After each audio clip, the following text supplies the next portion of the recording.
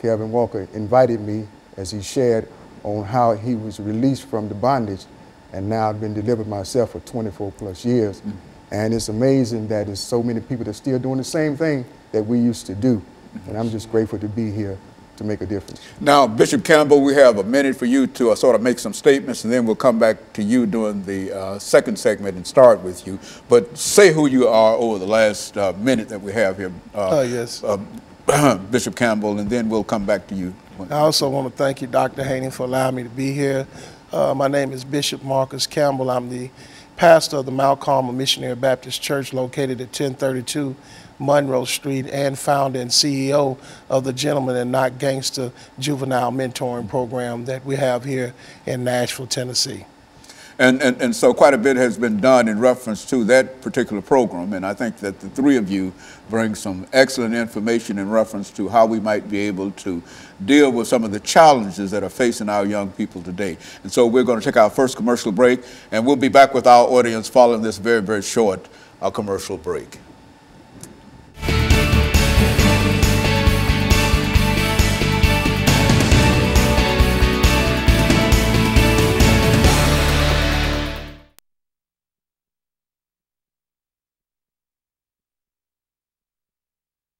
Information for the next 4 minutes, 3 or 4 minutes, you know, just lay down some information dealing with this particular issue. Then you follow him and take about 2 or 3 minutes of that, and then we'll let you sort of wrap this second segment out for today, and then we'll come back and we'll go back down and we'll have 10 minutes to sort of bring all of this information together. But the information I think that we're getting today is very, very important information, because I think this, and that's why we like to do this background information, just to indicate that no matter what a man's situation might be today, that it was not always like that, you see, and I think that's an encouragement, and you ought to hear my story. Oh my! You ought to hear my story. I was a military brat in a real sense, with my father overseas, and he was an Air Force person and whatever. And my family, my mother and everybody was there, and I was 18 years old in Paris, France. Running wild. Running wild. Young man. Running wild. Yes, sir. And so God Paris. saved me too. We've all got those stories. Oh, yeah. I think that when we own up to them, then we can move forward. Absolutely. That's right. That's so true. Right. And so when we come back, Bishop, we'll start with you, and then Waller, and then on down. And this will be our 8-minute segment. All right. Is this the 8-minute segment? Yeah, this is the 8-minute segment. Right? That's all right.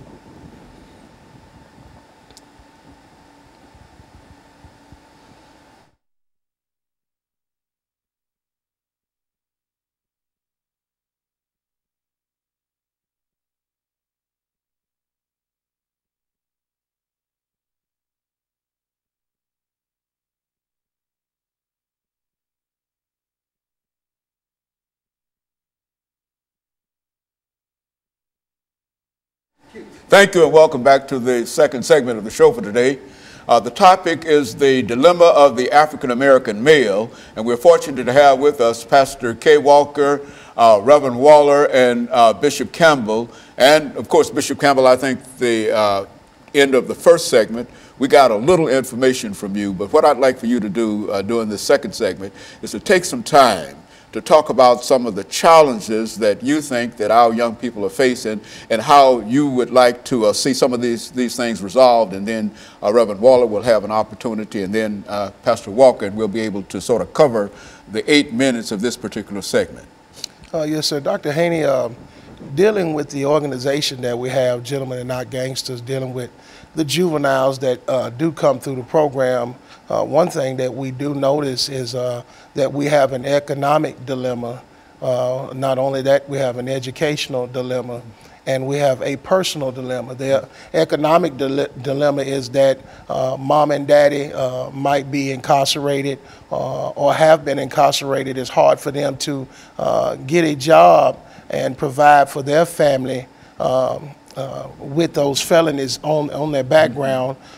Juveniles are not able to have any employment because of their age, or they're just not jobs that's willing to give them a chance or to try them out. When we look at the economics, most in the black community, not many of them is making more than minimum wage because of the educational background of where they don't have a great education. When we look at a lot of schools in our black community, especially here in Nashville, their test scores are so much lower than schools that are outside of the demographic of where we live at in the poverty places in Nashville that we are. And the personal issue that I see is that because of the parents and what they are accustomed to, what they have been taught, what they have gone through in their lives, they're teaching their kids the same thing. So they're just prone to what they've been taught, what they see, their environment, and it's causing a dilemma with our black males because they're becoming what their environment is. And I just believe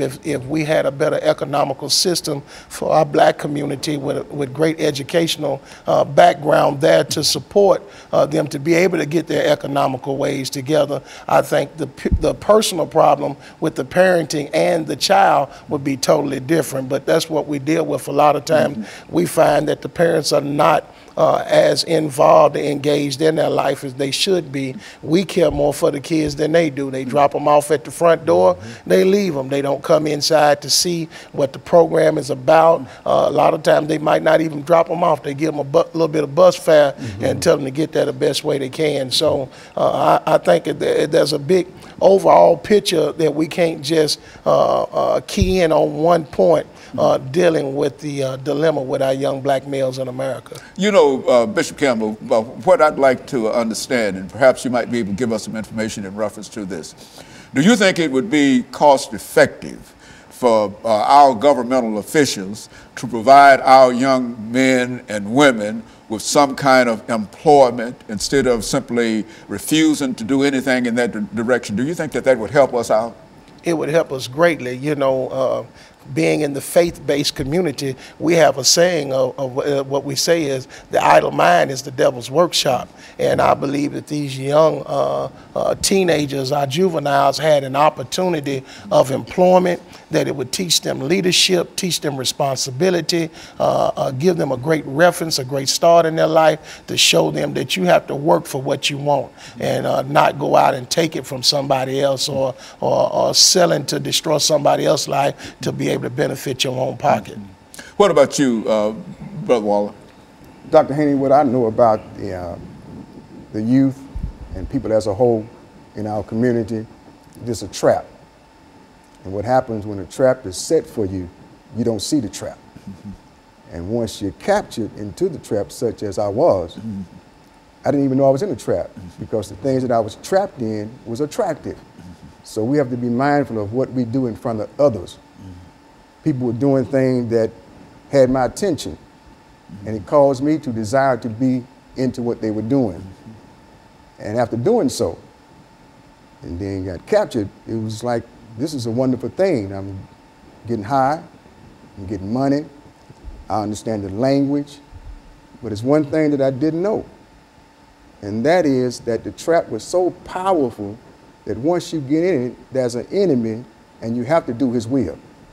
And I was that person that came to my senses, as the Word of God says, after you had come to your senses and escaped the snare, the trap of the devil, having been taken captive by him to do his will. So once a person is trapped, they're going to do his will.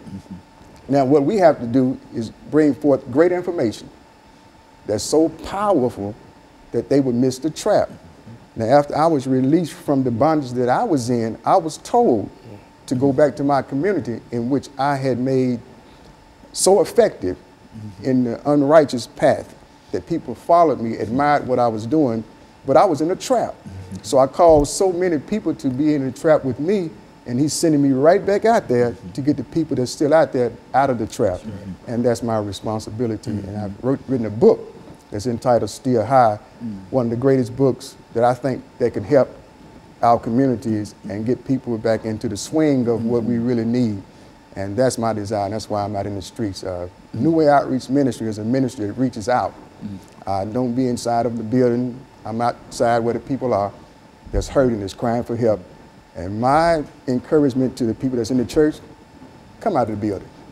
You never know the importance And of so that. the idea of the book, Still High, Yeah. is to indicate that you are still high, but you're high on something Mm-hmm. outside of what you were generally high on, Yeah. and the experience is greater, Much greater. with being still high Yeah. than it was during the earlier parts of your situation. Is that what you're saying in That's what reference I'm to that? saying, and it don't cost you a dime to keep this high once you learn about it.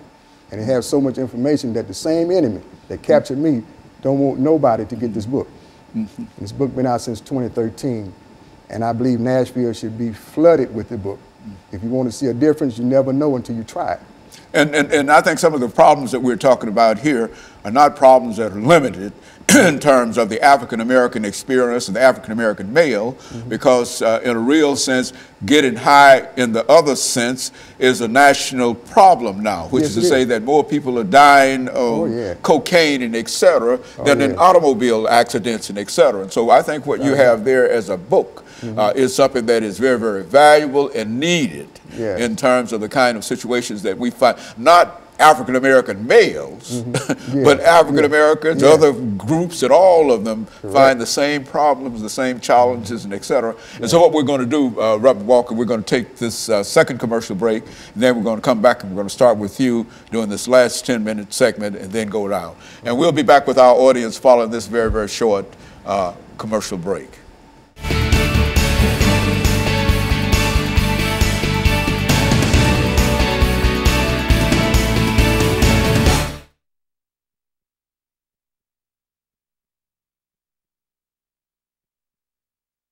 If they see things, they need a job, they need to have some money. Yeah. And if you had some way of knowing on Saturday you're going to get $55 or $60 or whatever, you could do something with that. Right. That's true. Yeah, but It's hard telling the teenagers, drop your gang flag, put the dope down, if you can't give them means to be able to provide. That's right.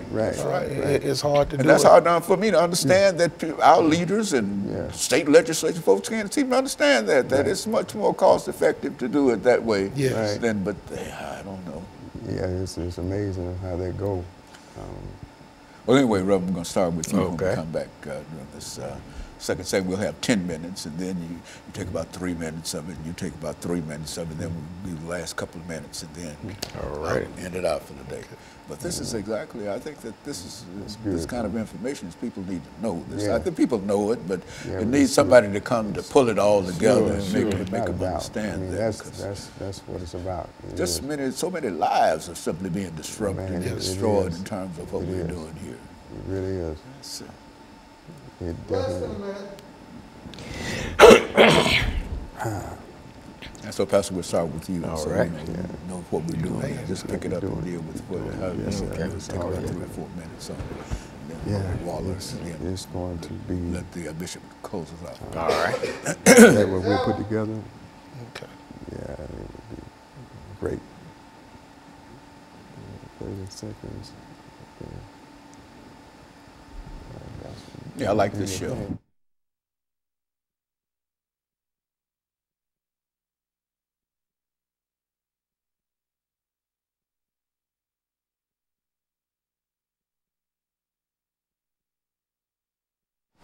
Thank you and welcome back to the final segment of the show for today. We're talking to Pastor Walker, Reverend Waller, and Bishop Campbell.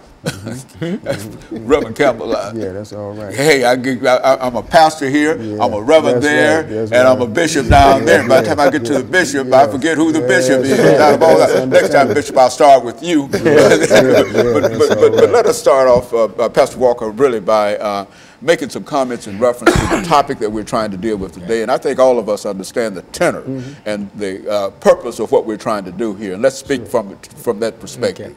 You know, Dr. Haney, one of the things that Bishop Campbell touched on and that you also offered some feedback into, we talked about the economics of it all. You know, we talk about one of the common denominators where people are that deals with the violence and the gang involvement, the drug selling, the robbing. It's all about economics. It's all about money. We live in America, the land of opportunity, a capitalistic society. Where money is the voice. Money speaks. Money gets things done. You know, money is right up there with oxygen. You got to have it to survive and live. And I think what's happening is that we know money is needed. We say we go to our youth or young men and you know, we want to talk to them about, you know, getting a job, and at the same time, what we're doing, we're asked, because you said something about the government, you know, doing something. Well, the government has done what the government's going to do. And that is, they took away the stuff. You know, they began to take away those things that worked. You know, the government took away the ability for a young black man to go into the military without having a high school diploma or graduating high school. That was a safety net that kept us out of the school to prison pipeline. You know, we had an option right there to go into the military. You could drop out of school, and a lot of us grew up with the idea and thought, and I hear we drop out of school and go to the military. But now you can't do that either. So, you know, then, you know, you got the summer program that they took away, the community centers that they took away, and, you know, and we look at all the stuff, the feeding, you know, youth in the park, all that kind of stuff that the government provided and began to take away. And then Bush with this faith-based initiative stuff, which is just another mechanism to control folks. You know what I'm saying? So my thing is this. I don't think it's logical for anybody that's really out here trying to help the youth, try to build our community or help restructure some things. I don't think it's logical to believe that the government's going to give us something that they're taking away. You know, why would we think that the government, you know, is going to give us some money to help us when the government is the one taking the money away from us that was helping us? So what we have to do, we're going to have to create our own. You know what I'm saying? If we want to provide jobs, we're going to have to create the monies ourselves and provide the jobs ourselves. Otherwise, won't no jobs be provided. We'll still be trying to get a 501c3, still begging the government for this, still begging this private foundation for that. And then if they give you the money, then you're starting to make a difference. They start seeing lives change, they start seeing growth and stuff and development and stuff like that. Then the next time you apply, submit for that grant, they're not going to give you the money because they don't want to see you succeed. But now if you're not doing anything, you're not producing no results, but you're just looking good on paper, they'll keep on giving you money. You know what I'm saying? But if you're showing some positive results and you really impacting the lives of these people, they're going to pull that money back because they don't want it to happen. You got the privatization of the prison system here going on, and they asking the states to guarantee me 90% occupancy, and you think the state going to give you some money to mess up that contract they got? No, they're not going to do that. So if we're going to do something, then we got to create our own monies, and we got to come together. You know, if you want to change a community, you got to buy it. You got to go in and buy it. You see it happening all over town. 12th South used to be 12th Avenue South. When folks went in there and bought it, they turned it into 12th South. I mean, we could do the same thing if enough people would just come together and pool resources. You know, there's industries out here. If I'm standing in a room full of young black males that's selling dope, I'm not going to go in there talking to them about go get you a job, because these are entrepreneurs. I need to talk to them about their job. Yeah, that's the only job that they find available, and that's the job that they work. And that's it. They're entrepreneurs at heart. So you got to talk to them about entrepreneurship. You got to show me a way I can make some money. You know what I'm saying? Some real money out here. Show me how I can own my own business and how I can employ some people myself. That's what we have to do, and stop begging the government for stuff that their government ain't trying to give us. Brother Waller. Dr. Haney, what I like about an opportunity to reach out is that the gift that we have. A lot of us have gifts and don't really know how to exercise it. And when we do and get captured, we can no longer pursue it. That happened to me. So I have a chapter in my book called Forsaken Talent. And then after that, the chapter next to it is called Out of Control. And if you don't mind, I'll give you a little reading of it, just a little dab of Out of Control. This is what used to happen to me years ago before I ever thought about it in book writing. I can remember people asking me, Ricky, what college are you going to? Or who is recruiting you? My answer was always the same: college. Why would I go to someone's college and take a chance on breaking my ankle? I am making more money now than I would going to somebody's college. That's how I used to talk back then. And I said, how